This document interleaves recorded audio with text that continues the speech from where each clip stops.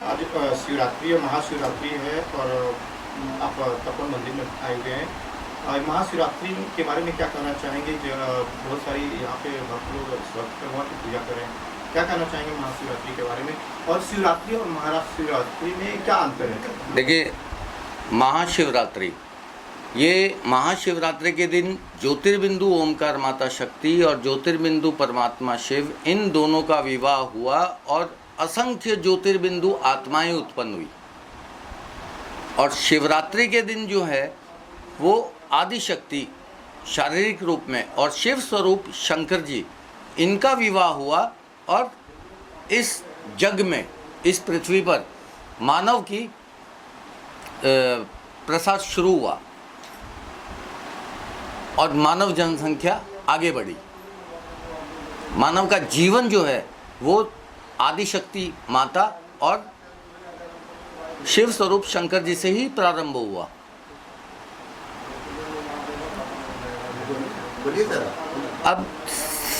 अब सृष्टि की उत्पत्ति के बारे में हम अगर देखते हैं तो जो एक निराकार परब्रह्म से सर्वप्रथम आकाश उत्पन्न हुआ, आकाश से वायु उत्पन्न हुई, वायु से तेज उत्पन्न हुआ, तेज से जल और जल से पृथ्वी उत्पन्न हुई। सतयुग से लेके कलयुग तक, सतयुग में हम ऋषि थे, कलयुग में हम शर्मा वर्मा अनेक हम बट गए। तो ये बंटवारा कैसे हुआ, क्यों हुआ, किस तरीके से हुआ और क्या हमने छोड़ दिया? जब हम ऋषि थे तब हम अलग थे और आज हम अलग हैं। कलयुग है, घोर कलयुग। हमारी जो मानसिक अवस्था है वो निर्बल हो गई, निर्बल और दुर्बल हो गई। आपके सामने आज का इंसान दुखी और रोगी है। सवाल तो किसी का कुछ नहीं है। सनातन धर्म मतलब क्या है और इससे कैसे जुड़े जाए? सनातन, देखिए, सनातन की जहाँ तक हम बात करते हैं तो सनातन का अर्थ होता है परंपरा। सृष्टि के प्रारंभ में जो परंपरा चली, प्रत्येक मानव मन संकल्पित है सृष्टि के कल्याण के लिए, परंतु किसी को भी अपने संकल्प का ज्ञान नहीं है। जब हम ऋषि थे तब हमें संकल्प का ज्ञान था। हमारे जो एजुकेशन सिस्टम है उसी में रुद्र मंत्रों का पठन पाठन था। आज किसी भी स्कूल में पठन पाठन नहीं है, तो हम रुद्र मंत्रों से कोसों दूर हो गए। केवल शिवरात्रि के दिन, महाशिवरात्रि के दिन हम इन मंत्रों के नजदीक जाते हैं। हमें मुक्ति मंत्र का ही ज्ञान नहीं है। जब तक हम, देखिए, ज्ञान रूपी मक्खन वैदिक मंत्रों के मंथन से उत्पन्न होता है, अन्यथा ज्ञान उत्पन्न करने का इस ब्रह्मांड में मार्ग नहीं है। और हमने वैदिक मंत्रों का मंथन करना छोड़ दिया, चिंतन करना छोड़ दिया। आज इसीलिए हम दुखी और रोगी हैं। मन के 6 पावर्स हैं। सर, सनातन धर्म क्या है और इससे जुड़ने के लिए क्या करना चाहिए? सनातन धर्म से जुड़ने के लिए आपको वेद की ही आवश्यकता है, रुद्र मंत्रों की ही आवश्यकता है, रुद्राष्टाध्यायी पुस्तक की आवश्यकता है। आपका मन है, मन के 6 पावर्स हैं। मन चंचल नहीं होता, शरीर की भावनाएं चंचल होती हैं, भावनाएं अच्छी बुरी उत्पन्न होती हैं। भावनाओं का ही मंथन जो है मस्तिष्क में, मन और बुद्धि में होता है और शरीर कर्म संपन्न करता है। बुरी भावनाओं में बहकर मानव का मन बुरे कर्म कर रहा है, जिसकी की वजह से समय को हमने नाम दे दिया घोर कलयुग। मृत्यु जो है संसार में अटल है, मृत्यु हर किसी की होनी ही है। नहीं, एक भी ऋषि की मृत्यु का वर्णन मुझे बता दीजिए आप। ऋषियों की मृत्यु हुई नहीं, एक भी ऋषि की मृत्यु का वर्णन नहीं है आपके पास। हमारी कुंडलिनियां सोई हुई हैं सर। हमारी जो कुंडलिनी शक्ति है मूलाधार चक्र में, जब हम जन्म लेते हैं तब से सोई हुई होती है। इसको जगाना होता है। जत प्रज्ञानमुत चेतो धृतिश्च दजियो अतिरंतर मृत्यं प्रजासु जसमान्नरीते किंचन कर्मक्रियते तन्मे मनः शिव संकल्पमस्तु। मैंने कहा ना, प्रत्येक मानव मन संकल्पित है सृष्टि के कल्याण के लिए, परंतु संकल्प का ज्ञान नहीं है। जब तक इस मंत्र का आप अध्ययन मंथन चिंतन जब तक नहीं कर लोगे, तब तक आपको अपने संकल्प का ज्ञान की प्राप्ति नहीं होगी, आपकी कुंडलिनी जागृत नहीं होगी। परमात्मा शिव इस सृष्टि को कैसे चलाते हैं? परमात्मा शिव, देखिए, अगर हम परमात्मा शिव की बात करें परमात्मा शिव जी की बात करें तो ज्योतिर्बिंदु हैं वो केवल संकल्प देते हैं, सृष्टि के कल्याण का संकल्प देते हैं। लेकिन आज हमें संकल्प का ज्ञान नहीं है। वो ज्ञान द्वारा चलाते हैं, पूर्ण सृष्टि को ज्ञान द्वारा चलाते हैं। संकल्प का ज्ञान आएगा, संकल्पित जीवन व्यापन करेंगे। मृत्यु किसकी होती है? जो संकल्पित जीवन व्यापन नहीं करता उसकी मृत्यु होती है। महाकाल है उनका नाम, काल को जीतते हैं। आपकी कुंडलिनी जागृत हो जाएगी, आप काल को जीत लोगे। मृत्यु होती क्यों है और कैसे होती है? मृत्यु देखिए, हमारा हृदय का स्थान ब्रह्म स्थान है, जहाँ ज्योतिर्बिंदु आत्मा निवास करती है। हमारा मस्तिष्क में सेंटर में बिंदु स्वरूप मन है। मन का स्वरूप बिंदु स्वरूप है, आत्मा का स्वरूप ज्योति स्वरूप है, और कुंडलिनी शक्ति जो है वो सर्प के समान है। वो 3.5 कुंडल मारे हुए मूलाधार चक्र में निवास करती है। तो कुंडलिनी जब तक कुंडलिनी ज्ञान की देवी होती है, सरस्वती विद्या की देवी है, कुंडलिनी ज्ञान की देवी है और शिव की दासी है। वो शिव प्रवेश से जागृत होती है, और शिव संकल्प का या ज्ञान का या तो शिव को पता, आपको तो पता ही नहीं है। जब तक आपकी कुंडलिनी सोई हुई है तब तक पॉसिबल नहीं है कि आपको संकल्प का ज्ञान प्राप्त हो जाए। कुंडलिनी जागृत होगी तो तुरंत संकल्प का ज्ञान मिलेगा, और तब आप संकल्पित जीवन व्यापन करना शुरू करेंगे। और हमारे आप जहाँ पर बैठे हैं तो ठीक उसके सामने एक संकल्प का लिंक दिख रहा है, उसके बारे में क्या जानकारी लेना चाहेंगे? देखिए, ये मुक्ति यंत्र है, ये मुक्ति यंत्र है। आज हम खाने को पका के खाते हैं, हम पानी के साथ कोई क्रिया नहीं करते। ये जो यंत्र है, इससे पानी अभिमंत्रित होता है। आप पानी को अभिमंत्रित करके, ऋषि जब हम ऋषियों का जीवन जब हम जीते थे तो पानी को अभिमंत्रित करके पीते थे। उसको बोलते थे वैदिक जल, क्योंकि हमारी बॉडी में 70% अबाउ वाटर है, पानी है। और पानी, आज का पानी आपका साफ और स्वच्छ तो जरूर है, लेकिन हेल्दी और एनर्जेटिक नहीं है। तो हेल्दी और एनर्जेटिक बनाने के लिए पानी को ये क्रिया करनी पड़ती है। इसमें रुद्र मंत्र हैं, ये मंत्रों को पहुंचाने के लिए घर घर हमने ये इस यंत्र का निर्माण किया हुआ है।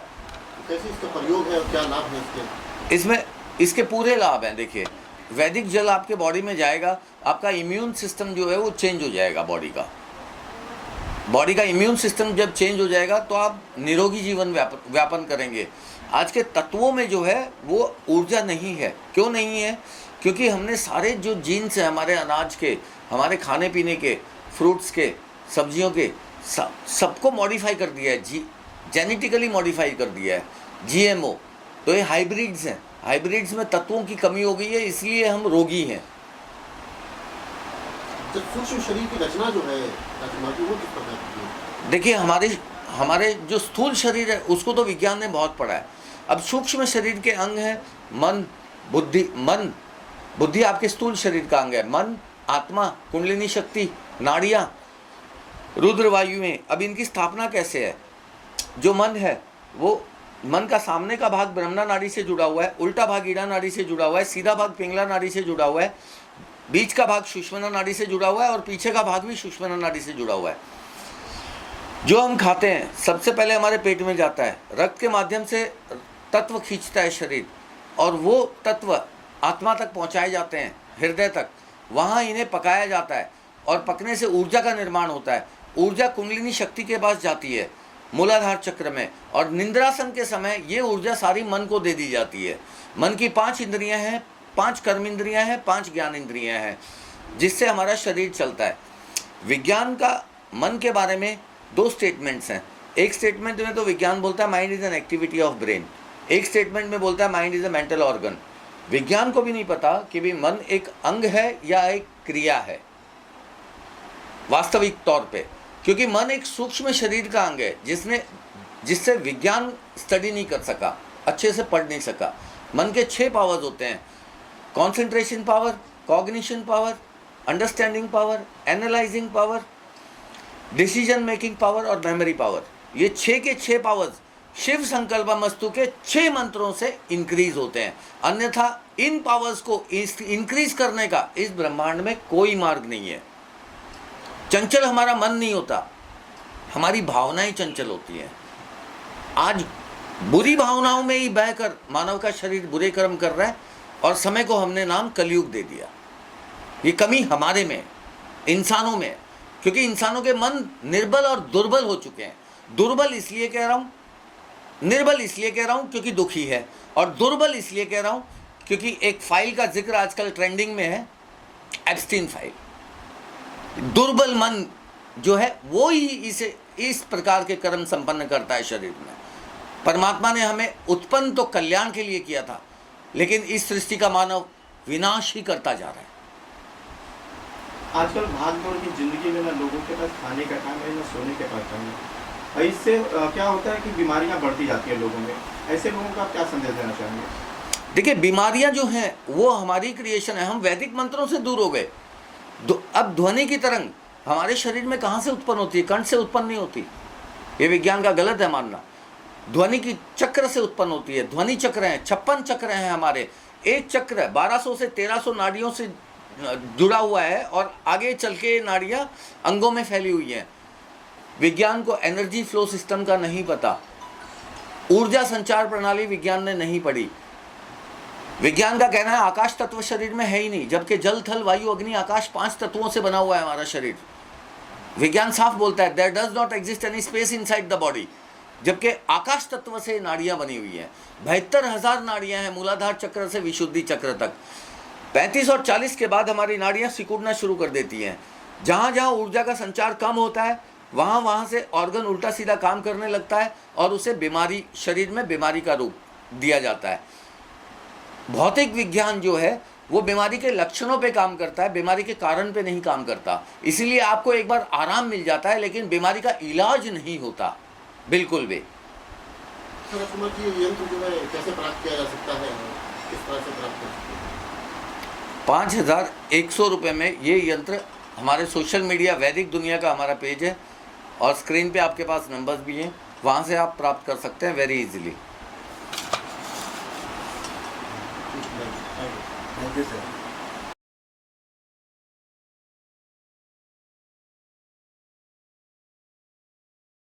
कैसे इसको प्रयोग करना है? देखिए, इसमें ध्वनि की तरंगे जो है वो वाटर मॉलिक्यूल्स को चेंज करती हैं, वाटर मॉलिक्यूल्स की प्रॉपर्टीज को चेंज करती हैं, वाटर मॉलिक्यूल के स्ट्रक्चर को चेंज करती हैं। ये जापानीज थियरी आप देख लीजिए डॉक्टर मासरू इमोटो की, उसमें साफ उन्होंने बताया ध्वनि की तरंगों का क्या असर होता है पानी के वाटर मॉलिक्यूल्स पे।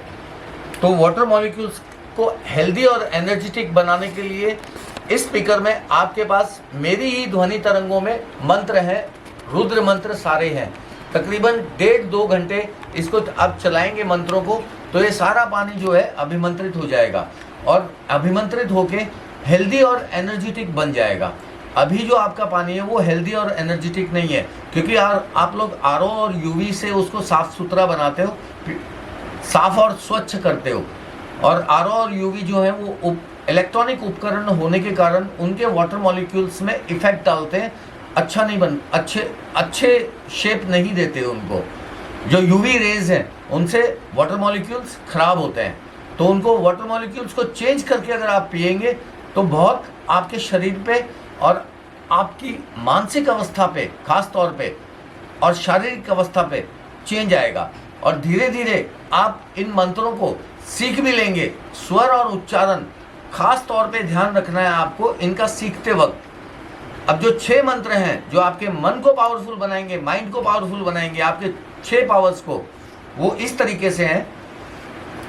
जज्जग्रतो दूरमुदैति दैवन्तो सुप्तस्य तथैवैति दूरङ्गमञ्ज्योतिखाञ्ज्योतिरेकान्तान् मे मनः शिवसङ्कल्पमस्तु जीयन कर्माण्यपशुमनीखिणो जग्ने कृण्वन्ति विदथे खुधीरः जदपूर्वं जक्षमन्तः प्रजनन्तन्मे मनः शिवसङ्कल्पमस्तु जत प्रज्ञानमुतचेतो धृतिश्च ज्योतिरन्तरमृत्यं प्रजसु जस्मान्नदीते किञ्चन कर्म क्रियते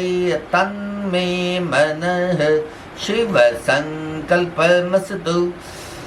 येनेदं भूतं भुवनं भविष्यत् परिग्रहीतममृतेन सर्वं येन जग्नस्तयते सप्तहूतौ तन्मे मनः शिवसङ्कल्पमस्तु जस्मिन् ऋचः सामजज्जुगुंखि जस्मिन् प्रतिष्ठितौ रथनं भविवरः जस्मिंश्चित्तगुं सर्वमूतं प्रजनन्तं मे मनः शिवसङ्कल्पमस्तु सुखरतिरश्वनिवजनमनुख्यान्ने नीयते विशुभिर्वजीन इव रत्प्रतिष्ठन् जदजिरञ्जविस्थन्